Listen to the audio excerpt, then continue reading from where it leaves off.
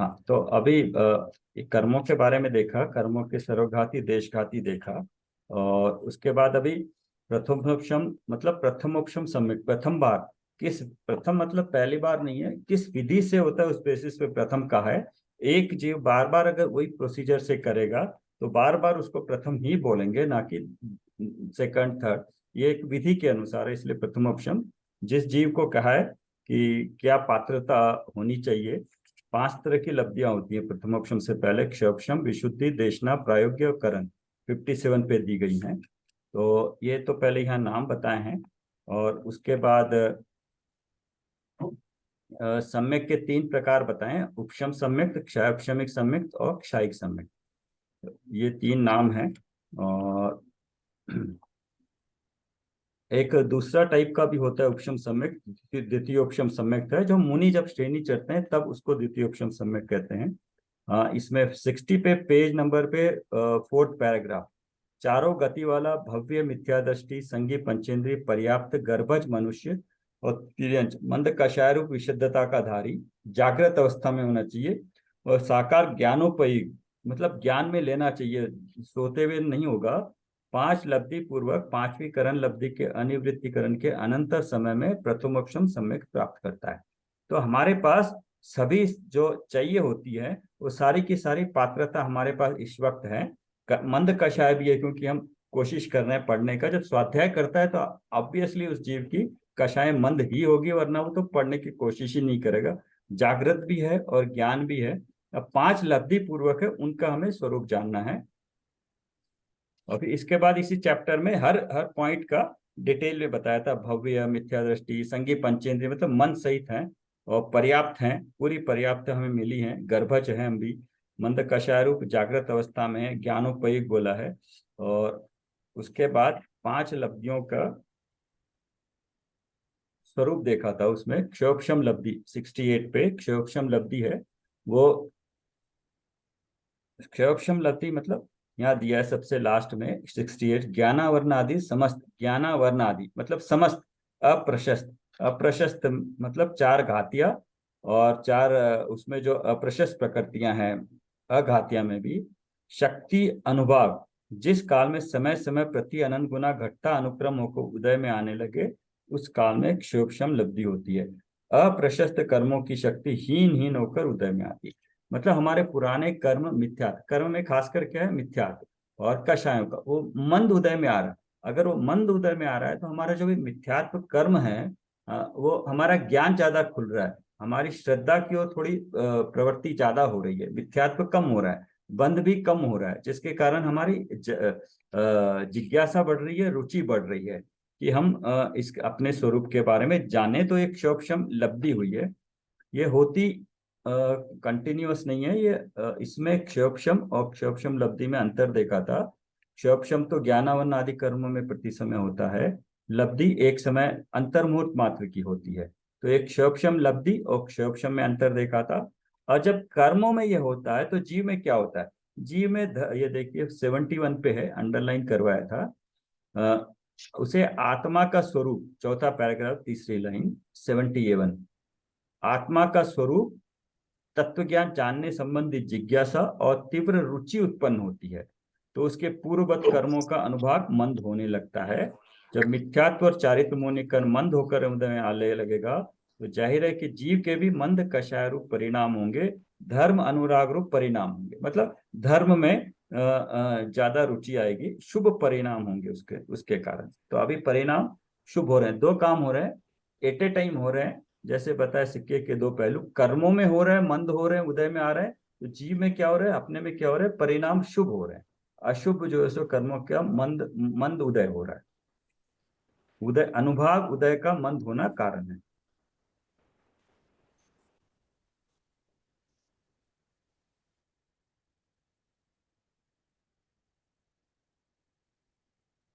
कौन सा पेज है?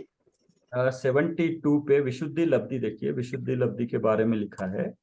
क्षोभक्षम लब्धि के फलस्वरूप जीव के मिथ्यात्व और कषाय प्रति समय मंद होते जाते हैं, इसलिए सहज ही उसकी धर्म अनुराग रूप वृत्ति होती है। देव दर्शन, पूजा, स्वाध्याय करना, सदाचार युक्त नैतिक जीवन का होना, अभक्ष्य भक्षण का त्याग, व्यसनाधीन न होना, अन्याय अनीति न करना आदि भाव उसके सहज उत्पन्न होते हैं। इन शुभ परिणामों के निमित्त से उसे साता वेदनी आदि प्रशस्त कर्मों का बंध होने लगता है। तो हमारे पुराने कर्मों का बंध होके उदय में आ रहे हैं, तो हमारे ऐसे भाव हो रहे हैं कि पूजा पाठ करें, अपने सामान्य रूप से सदाचार जीवन भी पाले, कोई अन्याय अनीति से कार्य न करे, इस तरह के भाव हो रहे हैं। और अब जब ऐसे भाव हो रहे हैं तो अब जो कर्म बन रहे हैं वो भी साता वेदनीय के कर्म बंध रहे, असाता के नहीं बन रहे हैं। शुभ परिणामों के निमित्त से उसे साता वेदनी आदि प्रशस्त कर्मों का बंध होने लगता है।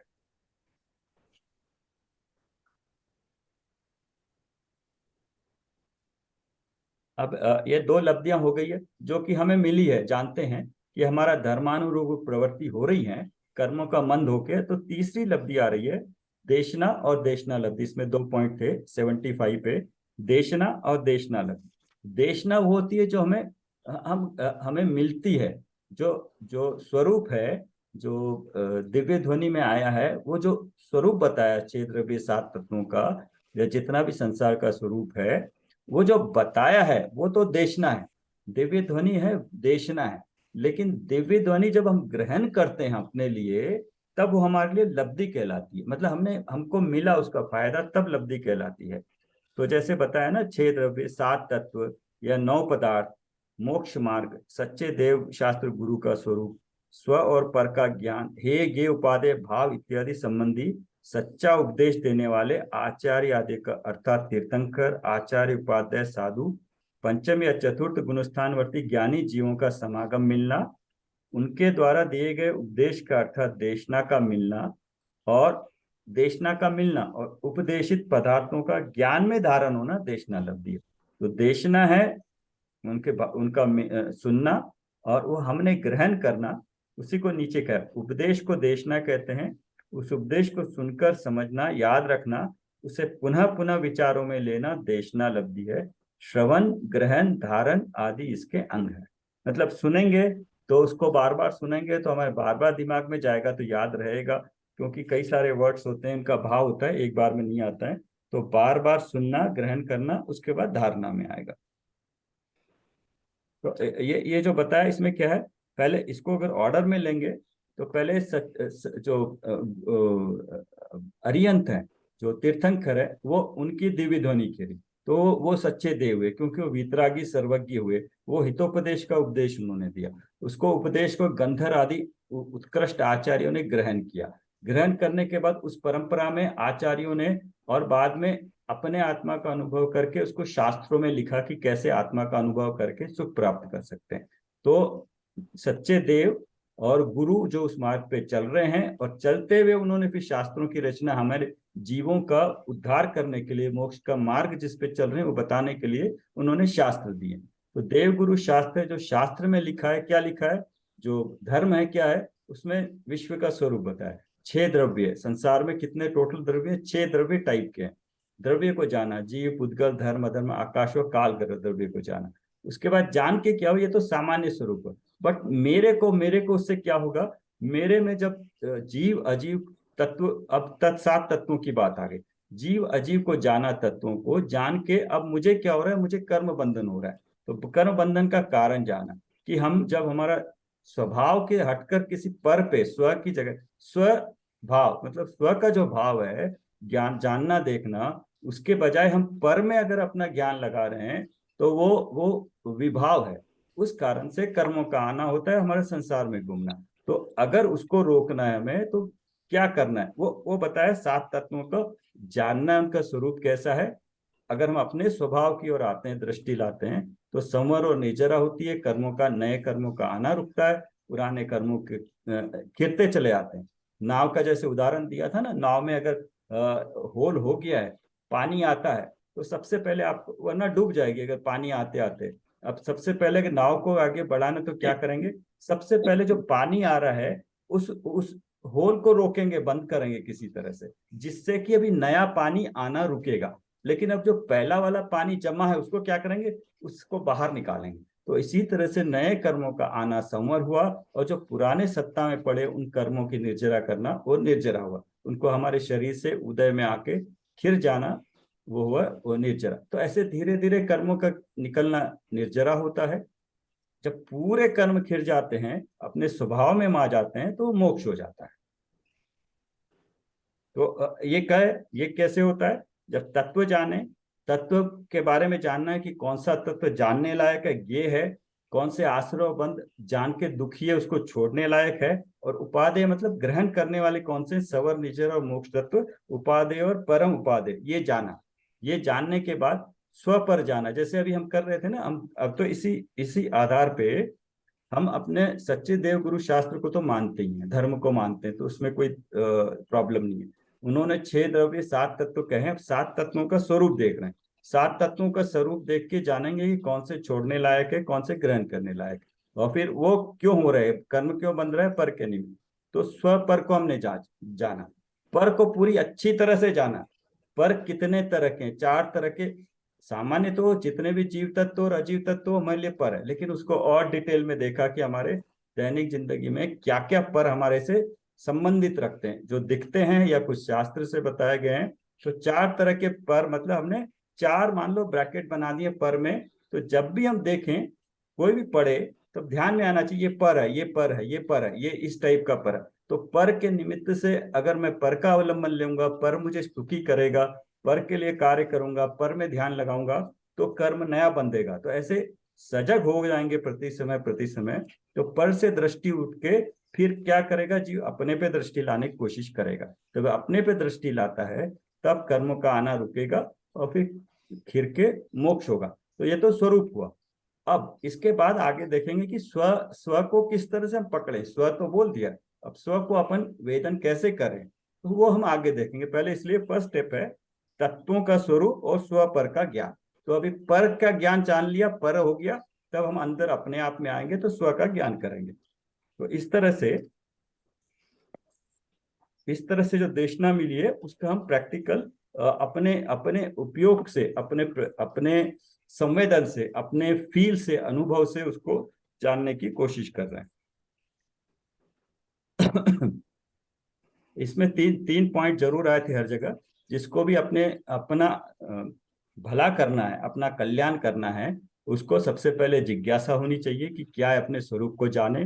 जानने के बाद उसमें आनंद आना चाहिए, रुचि बढ़नी चाहिए। हाँ, अच्छा ये ऐसे है, अभी तक तो मुझे पता ही नहीं था, मैं दुखी था, सुख ऐसे मेरे में से ही मिलेगा। इस तरह का रुचि होगा, रुचि होगी तो उसको ज्यादा जानने की रुचि और बढ़ेगी। और जब रुचि बढ़ेगी तो उसके नए कर्म भी कम मंद बनेंगे। और जब कर्म मंद मंद बंद रहे हैं और उदय में आएंगे तो और मंद होंगे, तो जो पढ़ेगा और समझ में आएगा अच्छी तरह, और रुचि बढ़ेगी। उसके लिए उसको साथ साथ अभ्यास भी बहुत जरूरी है। सिर्फ जिज्ञासा रखी, रुचि रखी, सुना, उसके बाद अभ्यास भी करना पड़ेगा कि जो भी है, अभ्यास या तो मन के तौर पे ही करना है, सोचना है मन में क्या क्या हमने समझा है। तो जिज्ञासा, रुचि और अभ्यास, ये 3 ही चाहिए बस, और इसमें कुछ भी नहीं चाहिए करने के लिए। एक समर्पण भावना, जो सीख रहे हैं वो सही है, उसमें किंतु परंतु न लगाए, जो शास्त्र में दिया उसी के अनुसार पढ़ रहे हैं।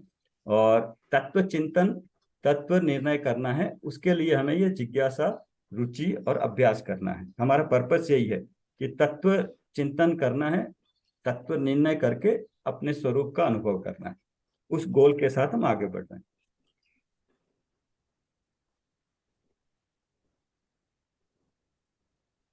तो अभी तक चूंकि अभी वैसे भी हम 2.5 साल हो गए परमागम ऑनर्स, तो अगर इससे पहले भी नहीं पढ़े तो कुछ चीजें जैसे हमने पढ़ी भी हैं। सामान्य रूप से निमित्त उपादान, तो निमित्त है, उपादान है। कार्य किस में से होता है? कार्य उपादान में से होता है। हम कह रहे हैं कर्मों के निमित्त से, तो कर्म निमित्त है, कर्म में हमें काम नहीं करना है। कर्म मुझे अपने में करना है, कौन? उपादान में हूँ, क्योंकि सम्यक्त प्राप्त करने की योग्यता मुझ में है, जीव में है, ना कि कर्मों में। तो निमित्त उपादान इस तरह से जाना। तो निमित्त पे हम अपना काम करके अपना वेस्ट टाइम नहीं करेंगे। जिस चीज पे कुछ होना नहीं है उस पे करके क्या फायदा। तो उस हिसाब से हमें निमित्त उपादान का ज्ञान हुआ।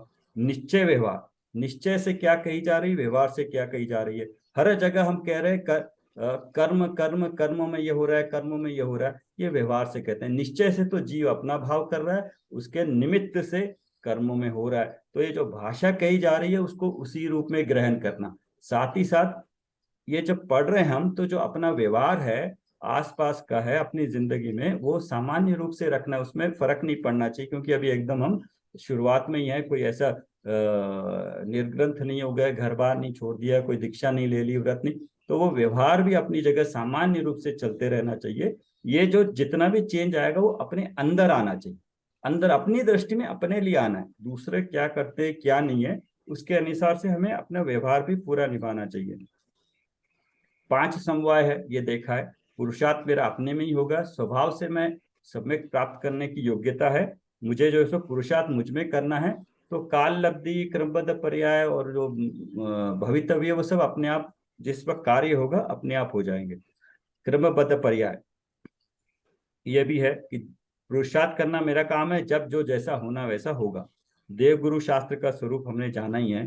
हे गे उपादेय तत्वों का स्वरूप अभी जान ही रहे हैं, आदि का विस्तार वर्णन करेंगे, परंतु ग्रस्तोचित अन्य कार्यों में अपने कुटुंबीजनों, साधर्मियों तथा समाज के अन्य लोगों को जरूरत पड़ने पर लौकिक उपदेश भी देंगे। उनके शास्त्र उपदेश को तो देशना कहेंगे, परंतु लौकिक उपदेश को देशना कहना योग्य नहीं।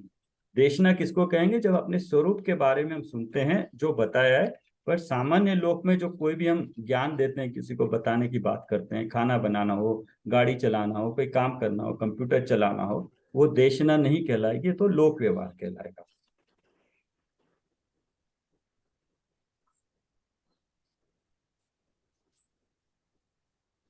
आगे ठीक है, फिर यहाँ पे आज रुकते हैं, फिर सब होंगे तो कल फिर प्रॉपरली देशना लब्धि फिर प्रॉपर शुरू करेंगे, जो सेकंड चैप्टर है देशना लब्धि का।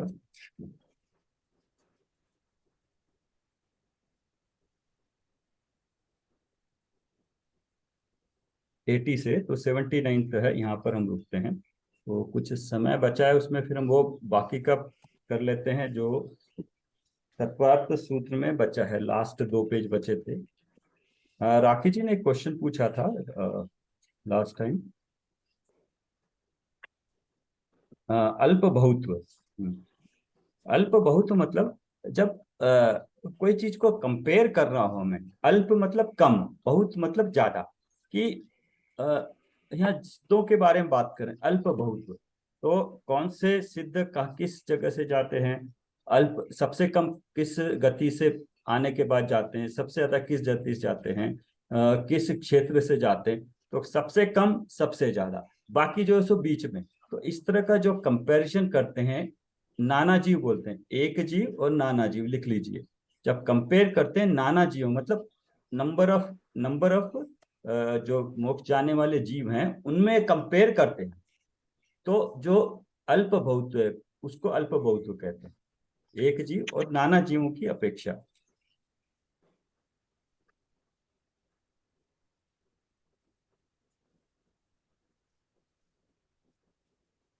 हाँ, लास्ट पेज में था ना, हमने दो तरीके से देखा था नयों की अपेक्षा से, एक वर्तमान में एक समय की अपेक्षा, और उसके भूत नैगम मतलब वो मोक्ष गए थे उससे पहले किस भाव में थे, वो जीव किस भाव से आया था, उस अपेक्षा से बात कर रहे थे हम, तो टेबल वाली बुक में भी है, तो उसमें देखिए।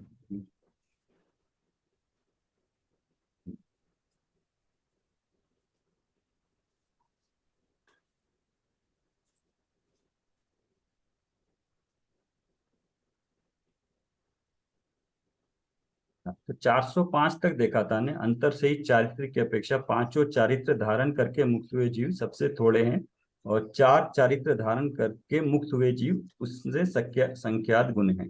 इसका मतलब ये अभी तक जब भी कर रहे हैं, तो उस वक्त के जीवों का कंपेयर कर रहे हैं कि चारित्र है, चारित्र 5 चारित्र वाले सबसे ज्यादा वाले हैं, 4 चारित्र वाले कम।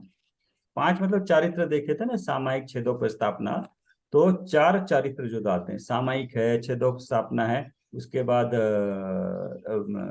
ये एक क्या दिया है, और उपशांत ये दिया है, उसके बाद यथा क्या चारित्र दिया, तो ये 4 तरह के चारित्र धारण करके जाने वाले मैक्सिमम जीव है, 5 के बदले। सामायिक, छेदोपस्थापना, यथाख्यात और परिहार विशुद्धि। ये 5 देखे थे ना हमने, चारित्र। हाँ, सामायिक छेदोपस्थापना, परिहार विशुद्धि, सूक्ष्म सांप्राय। हाँ, सूक्ष्म सांप्राय। तो सूक्ष्म सांप्राय होना ही होना है, उसके बाद यथाख्या चारित्र होना ही होना है, ये दो तो ऊपर के होना ही है। नीचे से सामायिक भी होना है, उसके बाद परिहार विशुद्धि, छेदोपस्थापना। अगर वो गिरा तो हो सकता है, तो वो कह रहे हैं कि छेदोपस्थापना भी होने होते हैं, मतलब गिरता ही है फिर वापस उठता भी है। मतलब चारित्र में छेद भी होता है, गलती भी होती है उसमें, वो भी लगता है, अतिचार भी लगते हैं, फिर से वो वृद्धि करके चारित्र में आता है। ऐसे चारित्र वाले, और 5 चारित्र वाले सबसे ज्यादा हैं, मतलब पांचों चारित्र धारण करने वाले 4 से ज्यादा हैं। फिर अगला देखिए। हाँ, 405 पे, प्रत्येक बुद्ध थोड़े होते हैं, बोधि बुद्ध उनसे संख्यात गुण है। ये बताया था ना, हमने चेक किया था, लिख लीजिए, संख्यात, असंख्यात और अनंत। ये 3 क्वांटिटीज होती हैं हम नंबर बताने के लिए। कोई संख्यात है तो उससे संख्यात गुण है, संख्यात मतलब कम। ज्ञान की अपेक्षा, प्रत्युत्पन्न की अपेक्षा सब जीव केवल ज्ञान प्राप्त करके ही मुक्त होते हैं, अतः अल्प बहुत्व नहीं है। भूत ग्राही की अपेक्षा 2 ज्ञान से मुक्त हुए जीव सबसे थोड़े हैं। 4 ज्ञान से मुक्त हुए जीव उनसे संख्यात गुने हैं, टेबल में दिया होगा। 2 ज्ञानधारी कम है 4 ज्ञानधारी से, और सबसे ज्यादा 3 ज्ञानधारी होते हैं। मतलब जो भी केवल ज्ञानी होते हैं, मति श्रुत केवल ज्ञान से मैक्सिमम जाते हैं। बट कुछ होते हैं जो अवधि ज्ञान भी दान करते हैं, बट मति श्रुत, 2 ज्ञानधारी, ज्ञान भूत अपेक्षा 2 ज्ञानधारी मति श्रुत वाले। 2 ज्ञान मतलब मति श्रुत, 3 मतलब मति श्रुत अवधि, 4 मतलब मति श्रुत अवधि और मन पर्याय ज्ञान के साथ कम होते हैं। 2 से सबसे ज्यादा होते हैं, 2 ज्ञान के बाद मति श्रुत के बाद केवल ज्ञान, वो सबसे कम है। मति श्रुत अवधि ज्ञान वाले सबसे ज्यादा है, और 4 वाले बीच में है। तो इस तरह से इसको पढ़ना होता है। फिर अवगान है, अपेक्षा से जगन्य अवगाना से मुक्त हुए जीव थोड़े हैं, उत्कृष्ट अवगाना से मुक्त हुए जीव उनसे संख्यात गुने हैं, और मध्यम अवगाना से मुक्त हुए जीव उनसे संख्यात गुने हैं। संख्या अपेक्षा से एक समय में 108 की संख्या में मुक्त हुए जीव थोड़े हैं, एक समय में 107 से लेकर 50 तक की संख्या में मुक्त हुए जीव उनसे अनंत गुने हैं, एक समय में 49 से 25 तक की जीव में मुक्त हुए जीव असंख्यात गुने हैं, एक समय में 24 से लेकर 1 तक की संख्या में मुक्त हुए जीव संख्यात गुने। इसको ये टेबल वाली 222 में देखने से पता लगता है, सबसे ज्यादा जीव एक समय में 1 से 24 के बीच में होते हैं, और सबसे कम 108 होते हैं, बाकी बीच में होते हैं।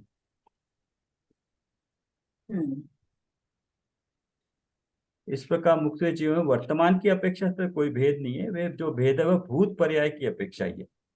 वर्तमान में तो सारे के सारे सिद्ध ही हैं। इस प्रकार यह 10वां अधिकार समाप्त हुआ। तत्वासूत्र को समाप्त करते हुए आचार्य देव ने एक छंद लिखते हुए लिखते हैं जो इस प्रकार है। अक्षर मात्र पद स्वर हीनम व्यंजन संधि विवर्जित रेफम साधु भीरत्र मम क्षमितव्यम कौन विमोयाति शास्त्र समुद्रे।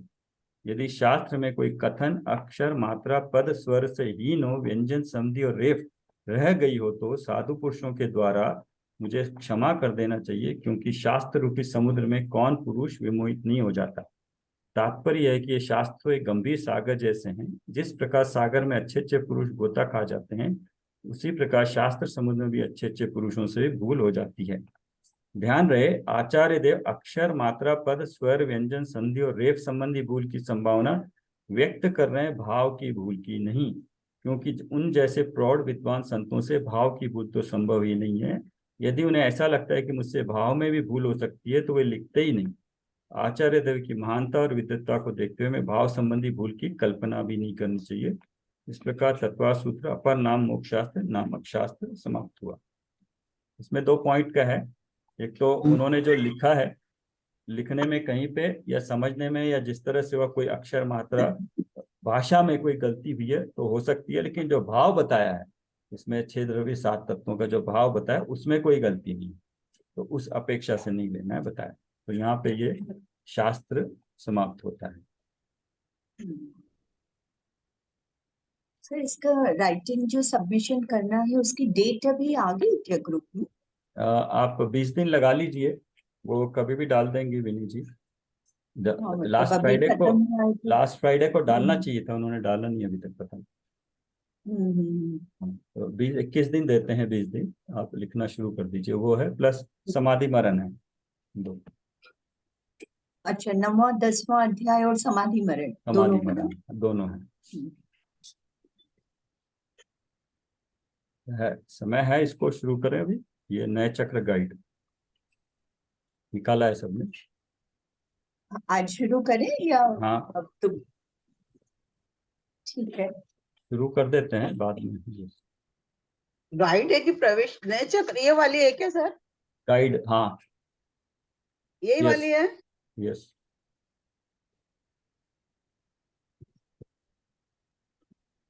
ये पूरी बुक है सर?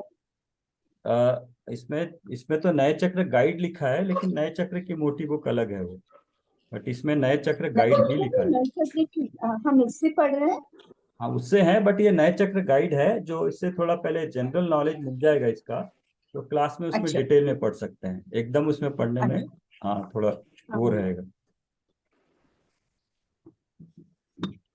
हाँ, इसको पढ़ते हैं। तो नए चक्र गाइड डॉक्टर शुद्धात्मा प्रभा टड़ैया जी ने लिखी है। इसको अपनी बात पढ़िए तो सुमलता जी।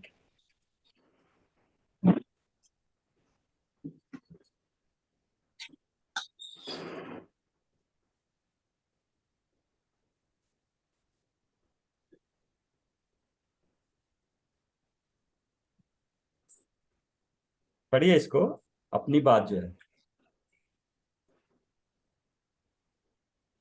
पढ़ो क्या? हाँ, पढ़िए पढ़िए। अपनी बात। आध्यात्मिक वातावरण से ओतप्रोत वर्तमान समय में नए ज्ञान की आवश्यकता से सभी परिचित हैं। पाठक नयों के बारे में विशेष जानकारी भी चाहते हैं, पर नयों की दुरूहता और विस्तार से घबराते हैं। अतः संक्षेप रुचि पाठकों के दृष्टिकोण से बनाई गई इस पुस्तक में सरलता का विशेष ध्यान रखा गया है। इसी उद्देश्य से नयों के क्रम देने में हेर फार किया है। पहले व्यवहार नय, फिर निश्चय नय को समझाया गया है। व्यवहार नय के भेद प्रभेद में भी पहले असद्भूत बाद में सद्भूत, पहले उपचरित बाद में अनुपचरित को लिखा है। इस पुस्तक में सर्वत्र इसी प्रकार समझना चाहिए।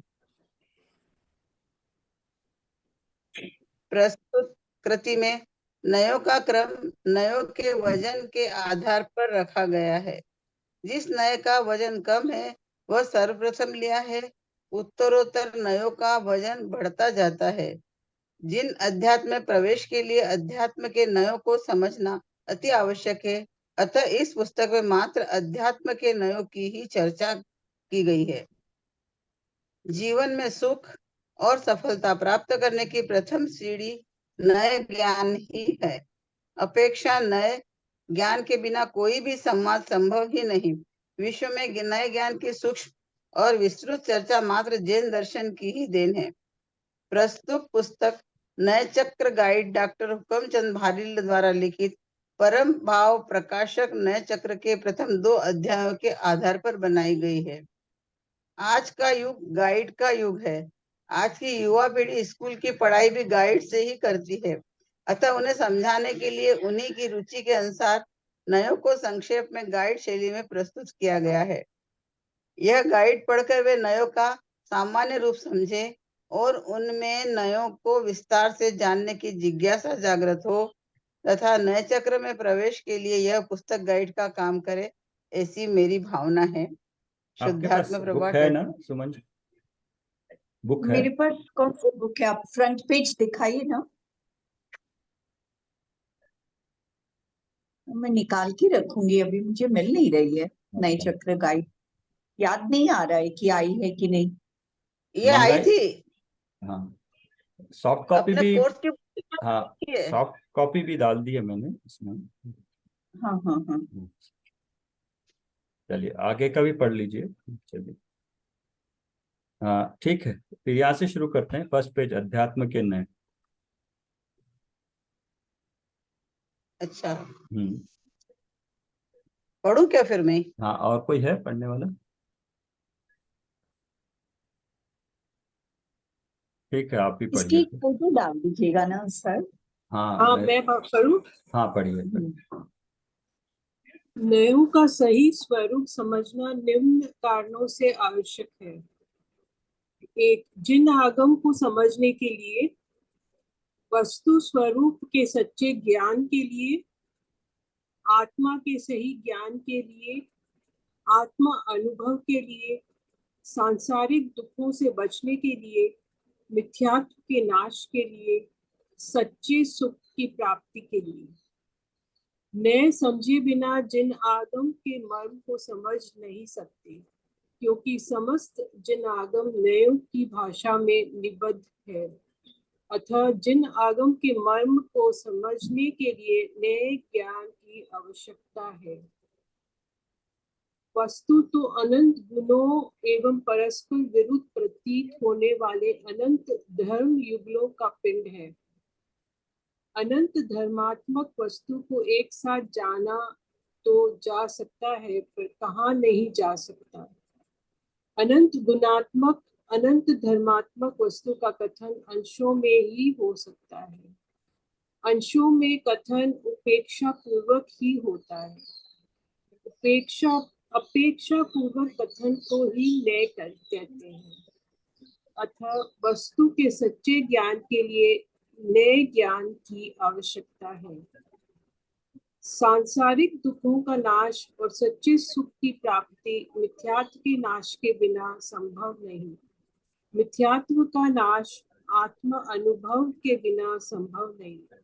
आत्मा का अनुभव आत्मा के सही सम्यक ज्ञान के बिना संभव नहीं। आत्मा का सही ज्ञान नए के द्वारा ही होता है। अतः हमें नए ज्ञान की आवश्यकता है। अपेक्षा का प्रयोग लोक व्यवहार में हम दिन रात करते हैं। चीनी का डब्बा, पप्पू का पलंग आदि प्रयोगों में डिब्बा प्लास्टिक या स्टील का होता है और पलंग लकड़ी का, पर उनका उपयोग करने की अपेक्षा हम चीनी का डब्बा, पप्पू का पलंग कहते हैं। इस प्रकार के प्रयोगों में अपेक्षा समझे बिना लोक व्यवहार चल नहीं सकता। इस प्रकार हम देखते हैं कि अपेक्षा सहित प्रयोग करने पर भी अधिकांश जन नयों का स्वरूप नहीं जानते, भेद प्रभेद नहीं समझते, क्योंकि जैन दर्शन के अतिरिक्त विश्व में के किसी भी दर्शन में नयों की चर्चा ही नहीं है। जबकि जिन आगम में नयों के स्वरूप और भेद प्रभेद पर विस्तार से प्रकाश डाला गया है। नए का सामान्य स्वरूप जो वस्तु को अनेक स्वभावों से पृथक करके एक स्वभाव में स्थापित करता है, उसे नए कहते हैं। अथवा जो ऊपर पक्ष का निषेध न करते हुए वस्तु के अंश का कथन करता है, उसे नए कहते हैं। कहीं कहीं शुद्ध ज्ञान के विकल्प को, ज्ञाता के अभिप्राय को और वक्ता के अभिप्राय को नए कहा गया है। जगत की समस्त वस्तुएं सामान्य विशेषात्मक हैं। ये सामान्य विशेषात्मक वस्तुएं ही प्रमाण की विषय है, ज्ञान का विषय है। इन्हें सम्यक जानने वाला ज्ञान ही प्रमाण है और नए प्रमाण का एक देश है। प्रमाण का विषय संपूर्ण वस्तु है और नए का विषय अंश है। वस्तु के अंश का कथन करने के कारण नयों की प्रवृत्ति वस्तु के एक देश में ही होती है। वस्तु के एक देश का निरूपण करने वाला होने से नयों का कथन अपेक्षा सहित सापेक्ष ही होता है, अपेक्षा रहित निरपेक्ष नहीं। नयों के कथन के साथ यदि अपेक्षा न लगाई जाए तो जो बात वस्तु के अंश के बारे में कही जा रही है, उसे संपूर्ण वस्तु के बारे में समझ लिया जा सकता है, जो कि सत्य नहीं होगा। जैसे यदि हम कहें कि हाथी खंबे के समान होता है, तो ये कथन पैर की अपेक्षा तो सही है, क्योंकि हाथी का पैर खंबे जैसा होता है, पर यदि अपेक्षा बताए बिना पूरे हाथी के बारे में यही कथन किया जाए तो ये सही नहीं होगा। अथवा जैसे हम कहें कि आत्मा अनित्य है, ये कथन पर्याय अपेक्षा तो सत्य है, पर यदि इसे द्रव पर्यायात्मक आत्मा वस्तु के बारे में समझ लिया जाए तो सत्य नहीं होगा, क्योंकि द्रव पर्यायात्मक आत्मा वस्तु तो नित्य नित्य नित्यात्मक है। नित्य अनित्य, नित्य भी है अनित्य भी है, तो किस अपेक्षा से कहना चाहिए? वस्तु तो दोनों ही है, वो अपेक्षा बता के कहना चाहिए और उसी अपेक्षा से समझना चाहिए। तो ये कहने की भाषा है, नए लगा के, तो नए किसकी अपेक्षा से कहना जरूरी है। हाँ, हाथी का पैर पैर है खंबे की तरह है, हाथी का पैर हाथी नहीं है खंबे की तरह। तो वो एक एक देश को बता रहा है, अंश को बता रहा है, उससे पूरा पूरा हाथी नहीं समझ लेना चाहिए, प्रमाण को नहीं ग्रहण करना चाहिए, ये बता रहे हैं। इसलिए सापेक्ष न्याय को ही सम्यक न्याय कहा है, निरपेक्ष को नहीं। निरपेक्ष न्याय मिथ्या होते हैं, दुर्नय कहलाते हैं। सम्यक न्याय ही न्याय है और वह न्याय ज्ञानी के ही होते हैं, अज्ञानी के नहीं। अज्ञानी के न्याय न्याय नहीं, न्याय आभास है, नए का आभास है। हाँ। न्याय आभास है। ज्ञानी वक्ता अपने अभिप्राय अनुसार जब अनंत धर्मात्मक वस्तु के एक धर्म का कथन करता है, तब कथन में वह धर्म मुख्य और अन्य धर्म गौण रहते हैं। ये मुख्यता गौणता वस्तु में विद्यमान दोनों धर्मों की अपेक्षा नहीं होती, अपितु वक्ता की इच्छा व प्रयोजन के अनुसार होती है। हाँ, यहीं रुकते हैं, आज समय हो गया है, आगे शुरू करते हैं। तो जिनवानी स्तुति कर लेते हैं। जिनवानी स्तुति कर लेते हैं। पूरे जिनवानी भारती तो है जपो दिल है, जो तेरी शरणा गए वो पावे सुख चैन। जवानी के ज्ञान पे सूझे लोकालो, को मस्तक नमन सदा दे तो। नौबा नमकार मन बोल के क्लोज कर।